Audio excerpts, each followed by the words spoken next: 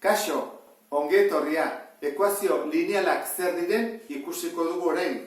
Ekuazio hauek bi letra izaten dituzte, isa eta i gehienetan. Hemen azaltzen den bezala. Eta beren itxura laburtzen dugunean eta simplifikatzen dugunean izaten da. Isa, i eta beste zenbaki aske bat, beste aldean jarrita. Erauntara, orduan, aixa gehi behi, berdin, ze.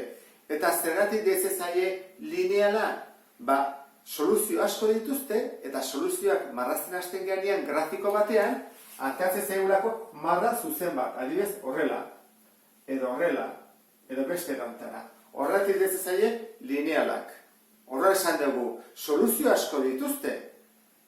Jakin dezakegu soluzio hori zuzenaren edo ez, adibidez, hemen 3 kaso ditugu. Eta guazen ikustea, soluzioa baden edo ez den, eta ze kasotan. Esan bat dute beti, isak zenbat balio duen, eta ik ere bai.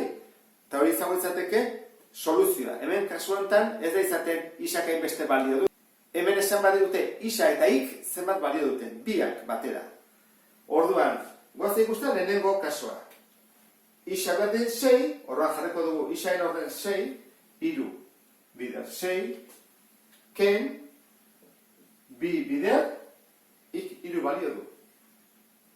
Berdin, 10. Guazen ikustea soluzioa den. 3 bider 6, 18. 2 bider 3, 6. 18, ke 6, 12. Beraz, ez da 10. Ikusten duzu bezala, hau ez da soluzioa. Guazen ikustea bigarren honetan. Isaen ordez 0. Horran, 3 bider 0. Ken, bi bider minus bost, jarri behar dugu orain, parentesi artean, berdin 10. Ea atatzen den? 3 bider 0, 0. Ken, bi bider minus bost, minus 10. Berdin 10. Hau, zuzena da, bai ez da, 10, berdin 10. Horra esango dugu, bai dela soluzioa. Soluzio bat. Infinito soluzio dode, bello da bat. Eta beste honetan, 3 bider bi, ken bi bider bat. Berdin 10. 3 bider bi, 6. Bider bi, 10. Ikusten den bezala, 6 ken bi da 4, eta ez da 10. Orduan, hau ere ez da soluzioa.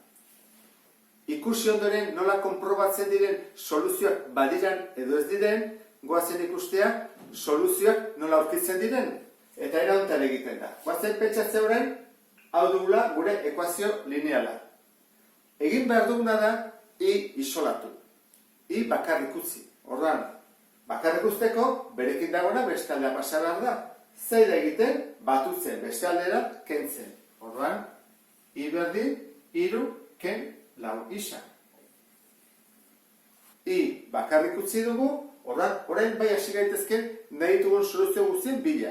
Jarriko dugu hemen goian isa, eta hemen i. Eta isari nahi dugu baloriak emateko aukera dugu. Hasi gaitezke minus 3-tik. Minus 3, minus 2, minus 1, 0, 1, 2, 3, nahi den guztiak. Jarraiteke bete zatikia, komarekin edugun bezala. Torran, erauntara egiten da. Isak minus 3 balio duenean, zenbat balio du ik? Guazen ikustea soluzioa zen den. I berdin, 3 ken, 4 bider, zein behar dugu? Minus 3 ik. Jartzen du minus 3, i berdin.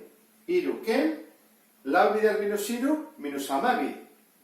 Eta kenekin, 12. 15 da. Orduan, isak minus 3 balio duenean, ik balio du 15. Hau da, soluzio bat. Beste bat. Guazen minus bikin egitea. I berdin, 3 ken, 4 bider, minus 2. Orduan da, 3, minus 4, bider minus 2, plus 8. Guztira, 11. Horren hemen da, 11. Beste bat. Egingo dugu minus batekin.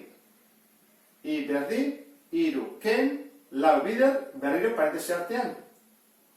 I berdin, iru minus lau bider minus bat plus lau. Eta atatzen zaigu, zazpi.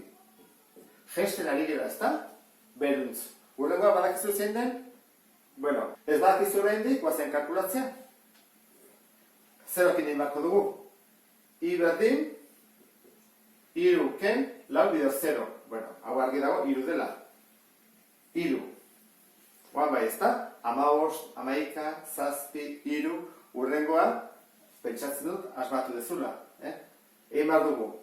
Iru ken, lau bider bat. Horra, iru ken lau da minus bat. Horra egingo dugu, lau bider bi. Da iru ken zortzi, minus bost. Eta azkena, iru ken lau bider iru. Iru ken amabi da minus behatzi. Eta hola, nahi ditugu soluzio guztiak, ezta? Zer gertatzen da? Ba, normalean, ateatzen dituzuenean bat edo bi, hemen atzartzen den bezala edo hiru, jakin daiteke urrengoa zen den. Zergatik? Ba, delako minus lau, minus lau, minus lau, minus lau, minus lau, eta minus lau. Beruz doa. Zergatik doa horrela?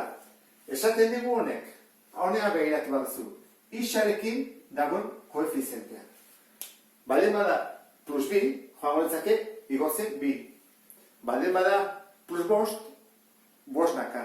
Eta baldin bada minus iru, iru jaisten denbora guztian. Eta ez badu,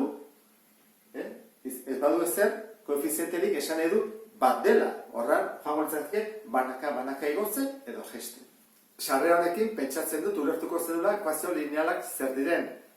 Beste bat arte, agur.